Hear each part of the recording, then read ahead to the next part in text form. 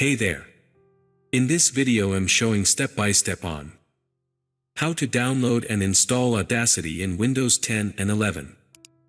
Okay. Without waste of time, let me start. Open any web browser that is on your computer. Here type in Audacity.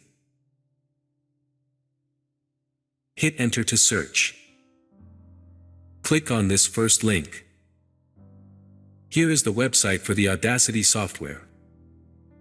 You can even find the link in the description below. Here you can select the operating system that you are using and then click on Download Audacity.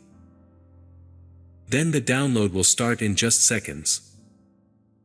Here you can see it has started to download automatically. Now once it's done, click to open. Select the language to use during the installation and click OK. In the Welcome page, click Next. On the Information page, click Next to proceed. In the Select Destination location, click Next to continue. Select if you want to create a shortcut to open Audacity. Verify your choices and click Install. Wait a few seconds until the installation process completes. Here on the desktop, you can see the software has done the installation process.